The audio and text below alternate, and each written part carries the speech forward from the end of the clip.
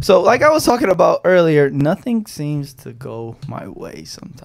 Okay. The camera going out. Let me check to make sure the camera's still working. Okay, we're in. The camera goes out. The gym floods. Scheduling things and like. Okay, so the worst thing is when new clients schedule and then the day that they're supposed to come in, yeah, but hey, we can't make it. That's so annoying. Like nothing ever goes. Even like certain milestones I set for myself never goes my way, and it's so irritating. But the thing that I have to remember is that I can't work on my timing, but I'm working on God's timing.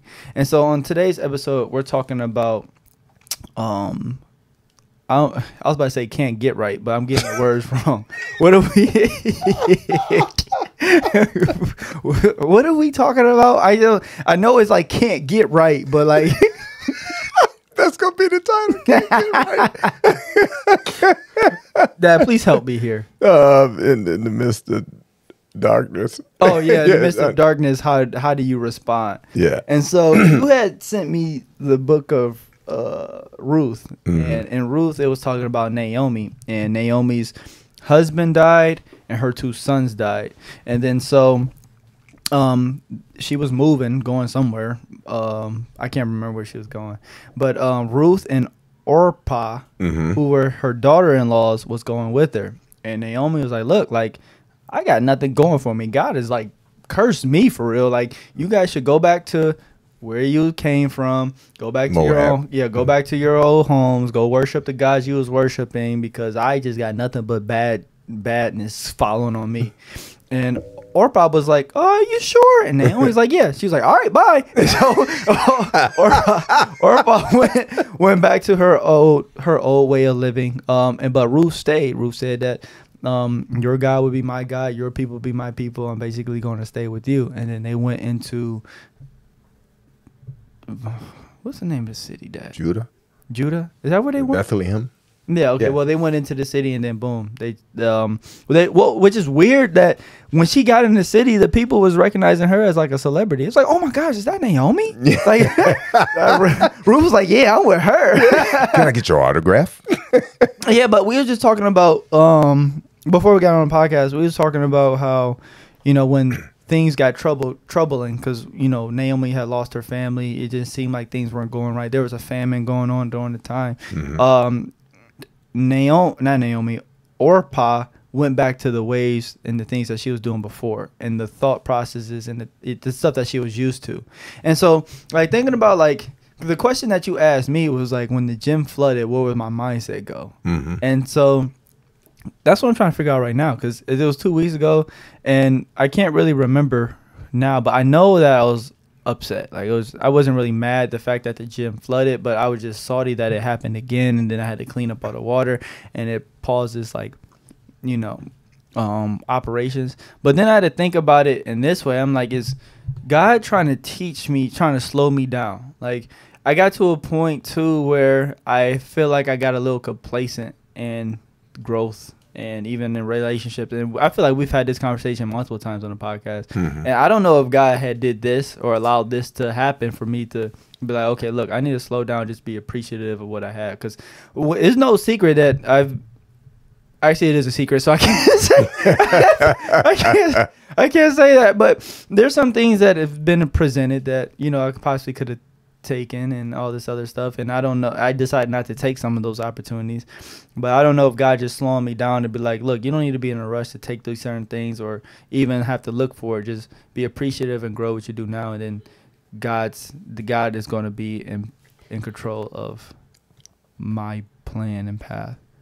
You know what, and what made me, like I was telling you, what made me really think about this is the Hall of Honor ring I just got. Oh, okay. Yeah, sorry, I almost spilled water. Okay, the last Hall of Honor ring that I got, and then the Hall of Fame ring I have, and my Marine Corps ring, and thinking about your national championship ring. Yeah. Oh man. Wait, where's my camera? Look at this man. Look at this man. He got a thing with 3 fingers holding up all these rings. All right, my bad. Go ahead. But what's significant about that is look at the background. Okay, hold on. Yeah, go ahead. Keep talking.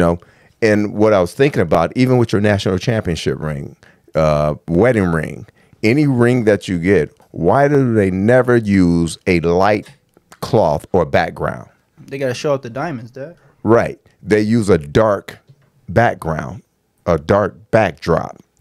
Why? So you can see the shine. Yeah.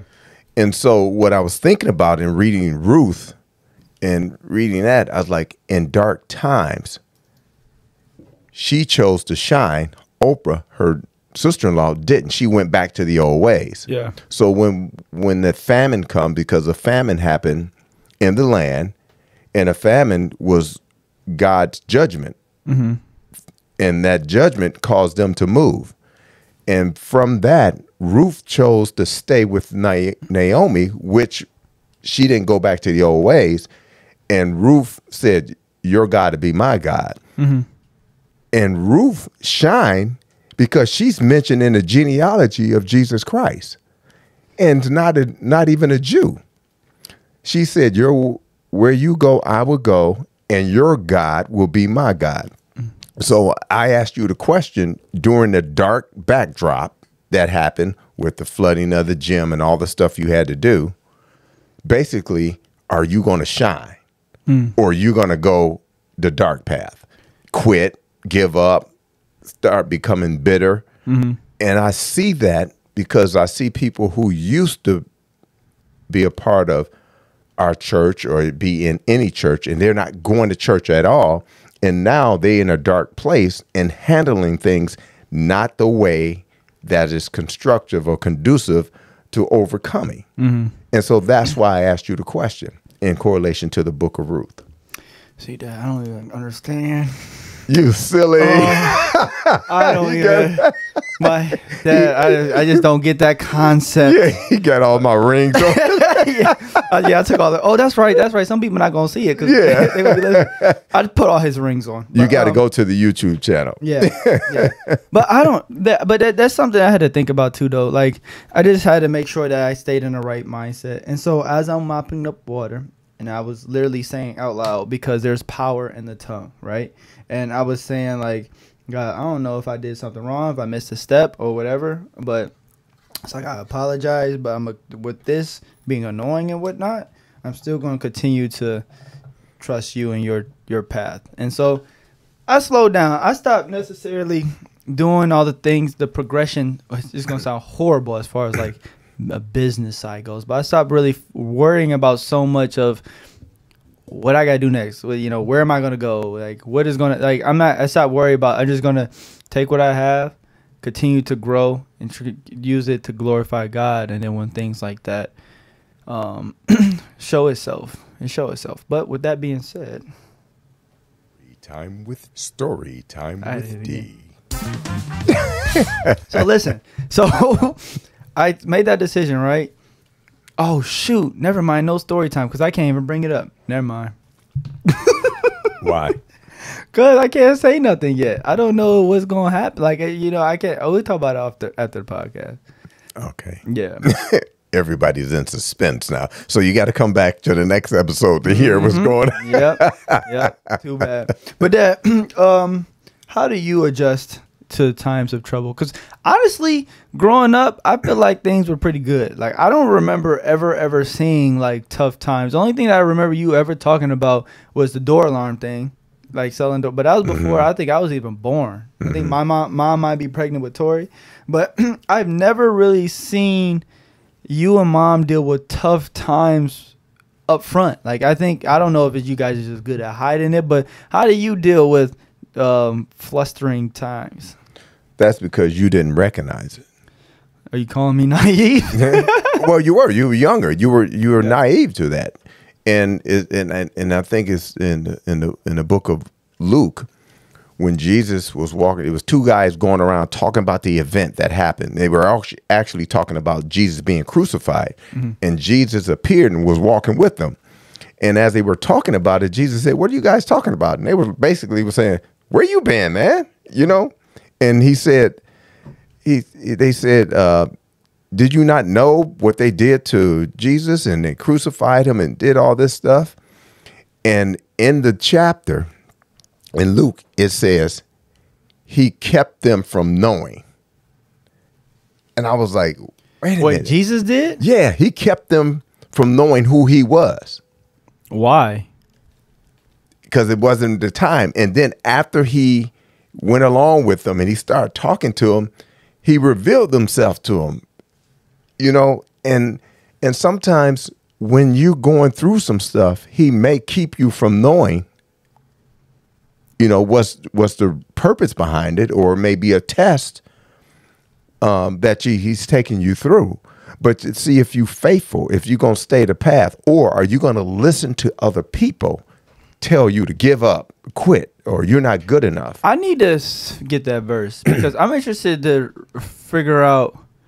I want to kind of use it to study and figure out why did Jesus really keep himself from, or keep them from knowing who he was. Well, you would have to study that, and that's what I mean. Like I want to, right? Yeah, that's what I mean. Not necessarily to discuss right now, but I just want to know where about that is because that's interesting. Because I don't know, because you know what I think about too, Dad, is like how you move on the daily. You know, like giving too much information. Like I don't know. Like sometimes I get called in a place of giving too much information. I don't want to seem like I'm self-gloating because it's like, oh look, D did this, that, and the third. And I wonder if that's what Jesus was doing. It's like so people would be true to following. I don't know the story, but maybe like doing it so people would be true to understand and follow him versus just be like, oh, this is Jesus, and they start acting kind of crazy because they know this is Jesus. I don't know. That might be a reach. Wait a minute. Say that again. I don't think I can. But what I'm saying is like maybe Jesus, I like I said, I don't know the story, so this is just off the top of my head what's going on, and I'm thinking about when I'm like discussing certain things with people. Sometimes I feel like I give too much information or too much things that doesn't need to be given. And I'm thinking as far as like Jesus, when he's conversing with these people, did he decide not to show them who he was so they would be their true selves in front of them and not just be like, oh, we got to act a certain way because Jesus is right here. You know what I mean? Well, part of it, he does it because it wasn't time. You know, just like when he healed one guy, he said, don't tell anybody. And in Luke 24, that's when they recognized. But why? Why? Don't you think you'll want to? Well, when God says your ways is not my way, you know. Yeah. And so he was here 30 years before he started doing his ministry. Yeah. You know, and so, but I think the focus, instead of, you know, why Jesus does certain things and allows certain things, is spending that effort on understanding what we're supposed to be doing. Like at the end of John, when Peter asked about John, he said, what about him? He said, basically said, don't worry about doing what he's here to do. Worry about what I told you to do. Yeah. That's actually, I think, right on time. What are we talking about again, Dad, today? In darkness, how do you shine? Oh, that's right. I just keep thinking that. I don't know why, but can't get right. Keep popping. That's gonna be the title of the episode. Can't get right. Probably because that's the only thing that I keep popping. I can't remember in darkness. How do you respond or whatever? I just can't get right. Oh gosh. But what did you say right before that? My bad. Did you remember what you said? I was talking about, you know, when he reveals stuff, worrying about what he told you to do. Oh, that's right. Okay, so I think that's something too that I have to think of when I get into the spaces when things don't work out the way that I want it to work out. Because sometimes I get too competitive I won't say I get competitive with myself. I do kind of get competitive with myself, but I just want everything to be the best that it can. That's why I get so sick when things don't go my way. Sometimes, but I have to think about that too. God, Dad, it hit my head again. Can't get right. What did you? Yeah, but during dark times, how do you shine? Yeah, but think about it. Wait, what was the question that you or what did you just say right before I talked about the can't get right? I'm going home. What did you say right before? What when God worrying about what God told you to do? Yes, worry about what God. Okay, so in my can't get right situations, sometimes I'm worried about, oh, well, this person is doing this. This person is able to do that, and I'm here mopping up floors. so that's something I have to remember too, is that my path is not everybody else's path, you know. And so in my can't get right situation where, like, you know, something may flood or somebody cancels last minute, or I don't book the coach that I'm trying to schedule with, or I don't get the team that I'm trying to get with, is that my path is my path. And I can't be like, okay, I didn't get this coach, but this person over here was able to work with this coach. I can't get in that space of that comparison, because I feel like that too takes me off of track of where my path is supposed to go with God. Yeah, because anywhere in that thinking, do you ever think like, I can't do what God want me to do? Getting frustrated. I can't understand the scripture that He's given me. It makes me feel like a failure. Like, that's what it makes me. And I believe you only fail when you quit, but it makes me feel like I'm on path to failing because the things I'm lining up is not working the way it's supposed to work, you know? Think about this. Well, let's take it to another level. What about the individual who has expectations for their kids, and their kids doesn't rise to that expectation, or they go a totally different dark path? How would you feel then? If I'm in charge of, say Dez and Weston, yeah, and you're training up them the way they should go in a godly household, but what if they go left and do things not of God, like Eli's son? Yeah. How would you feel then? Because you want them. Well, Eli didn't do. Yeah. He didn't discipline them. He didn't guide them. But what do you do when your loved ones or family members go a dark place, take a dark direction? You're asking me, like, how do I feel in that situation? Well, I feel like a failure? Well, no, I'm saying that you're talking about mopping the floor. Yeah. The gym flooding. I said, what about the persons whose loved ones or family members have a dark place, go to a dark place? How do you think they feel? You're just worrying about a floor. Yeah. So, but okay, I see what you're saying. So, how would you move? Like, I don't even know how to answer that. Because that's why we hadn't book of Ruth. Oprah went back to the old ways. Ruth followed Naomi. Because it was Orpah. Because it was easy. Wait, that's what she was used to, right? Yeah. She went back to her comfort zone. Oh, so you're saying, like, okay, I'm going to use the gym as a reference. So the gym floods, and sometimes the easy way is just to kind of just throw in the towel, be like, okay, we're going to try to go somewhere else, move somewhere else, versus taking care of the responsibilities. Or just quitting the industry altogether and go get a job. Yeah. And so, and you're comparing that to, like, how does somebody who life may not be going the way that they needed to go, or something comes in their life unexpectedly tragic. How would they feel, and how should they move? Yeah, or how do you think they feel? What you're talking about now is so minute compared to, like, compared to somebody else who kid or loved one went to a dark place. Yeah. You know, so it's different perspectives. Or when Abraham, well, God said, you're going to be the father of all nations, and you're going to have a son. And Sarah, she didn't see it. She laughed. Yeah. And then she encouraged him not to follow God or what the instructions that God gave her, but go into my handmaid and have a kid with her. Yeah. You know, he went to a different direction listening to Sarah. Yeah. And tried to do it on his own.